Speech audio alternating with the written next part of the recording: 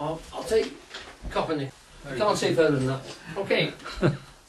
Hoyle was working on a particular problem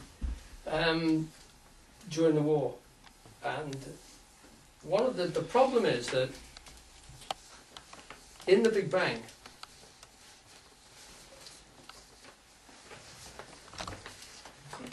we have to consider that what the universe first produces is hydrogen atoms. It's one of the simplest ones. They've got protons and they've got no neutrons. So they're extremely active and volatile.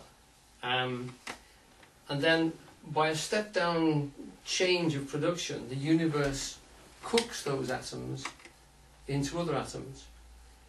They use the term cooking because it takes extreme pressures and extreme temperatures to cook the atoms over a long period of time. That's one of the reasons why it takes so long for a universe to produce life.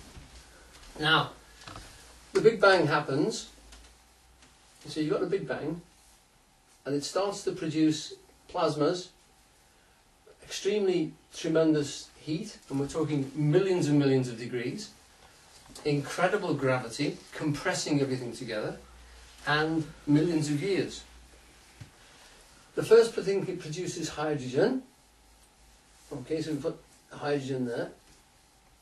And then from that, it's tremendous energy which releases, and our sun is still doing this. It's producing helium from the hydrogen. It's doing this at subatomic levels, and it takes a long time to do it. And we've got quite a few million years left of that sun before it runs out of hydrogen. When it does, it will collapse on itself to a degree, but the heat will spread out to the whole and swallow the whole solar system. So it's not worth investing in property, I don't think. Anyway. Not just yet. Anyway. Right. The next problem we have to there is, the next thing that it makes is carbon. Now, to make carbon, you have to get not one, not two, but 3 helium atoms to weld together. Now, the problem is, you get 2 to weld together and they make beryllium. Very unstable atom. Apparently, it's when they've made it on Earth, it stays together for 1/1,000,000,000th of a second.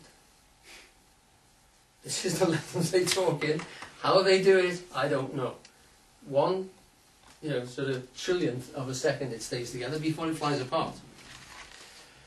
Now, to get the 3 of them together, once they lock together, that's fine. But getting them to lock together means that in that trillionth of a second, the third one has to hit them at the right angle and with just the right amount of energy to be encircled so that all the protons and neutrons weld together. And then they produce a very stable carbon bond, and carbon is made. Now it takes millions of years, tremendous pressure and colossal heat to do that. We couldn't make it happen on Earth. Now Fred Hoyle was researching this, and he started, you see, there's 2 ways of proving something. One, you can prove it mathematically, but the other way is you can act backwards and say, well look, it's there, I'm assuming that something must make it happen. And Hoyle in 1946 was in America, and he said, what if, there's no evidence of this in carbon, but what if there's a thing called resonance?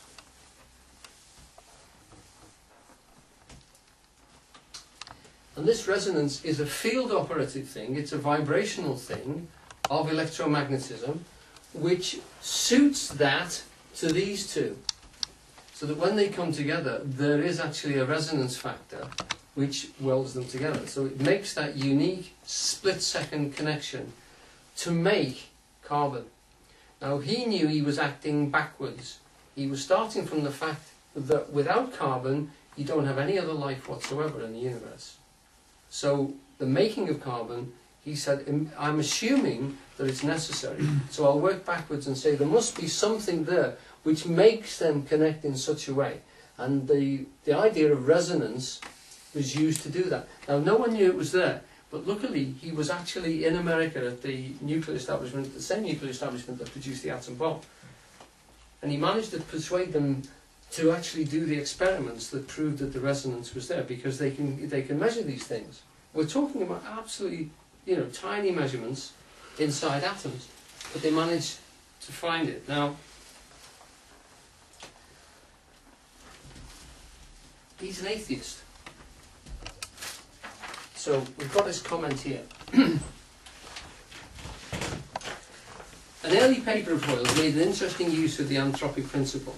In trying to work out the roots of stellar nucleosynthesis, he observed that one particular nuclear reaction, the triple alpha process, this is this one, which generated carbon, would require the carbon nucleus to have a very specific energy for it to work. The large amount of carbon in the universe, and there's vast amounts of carbon in the universe, there are some stars which suddenly go dark. You can watch this, you can observe this in the universe. And the scientific conclusion is that because they get choked with carbon, they produce so much carbon from that process that it makes a skin around them, and then they either shrink or explode. So that carbon is blown out around the universe. So that when Joni Mitchell says that we are stardust, literally we are. Million-year-old carbon, well, she underestimated the length of time, but it's pretty true. The large amount of carbon in the universe, which makes it possible for carbon-based life forms, e.g. humans, that's us fellas, to exist, demonstrated that this nuclear reaction must work. Based on this notion, he made a prediction of the energy levels in the carbon nucleus that was later borne out by experiment. However, those energy levels, while needed in order to produce carbon in large quantities, were statistically very unlikely. Very unlikely. Well, we talked about the level of unlikeliness that they are. And Hoyle later wrote, V, would you like to read this bit for me, please? Would you not say to yourself, some super-calculating intellect must have designed the properties of the carbon atom? Otherwise, the chance of my finding such an atom through the blind forces of nature would be utterly minuscule. Of course you would. A common sense interpretation of the facts suggests that a super intellect has monkeyed with physics, as well as with chemistry and biology, and there are no blind forces worth speaking about in nature. The numbers one calculates from the facts seems to me so overwhelming as to put this conclusion almost beyond question. Hoyle, an atheist until that time, said that this suggestion of a guiding hand left him greatly shaken. Now, one of the things which this seems to, and this is by no means, that's just a tiny description of some of the things in which nature seems to be cooking the books, and that he had to conceal that use of the anthropic principle when he went into the nuclear labs in America to get them to run the experiment, because he was only a young man at the time, and it made him, because of course it then allowed for the explanation to go a good stage further. Now, he didn't remain an atheist for long. He actually died classing himself as an agnostic. Do you remember a thing called A for Andromeda on the TV? Fred Hoyle wrote most of that, and he's produced several other stories as well, but he's a great deal of stuff that's actually been produced by him. Some of the things which, one of the things that amazed me when I was with them, I'm just going to mention this as another instance of this before we go on with the scientists talking about it, is literally the level of compliance that water has in life processes. And most of the things that water does, which is so life generative, are completely unnatural in the atomic scale of things. It has an extremely high specific gravity, which it doesn't need to have for its atomic structure. That means it absorbs a great deal of energy to change heat, which means, in terms of geography, that you can get the seas and the oceans are vastly stabilizing in terms of atmosphere and in terms of weather. it conducts heat very well. So, and it convects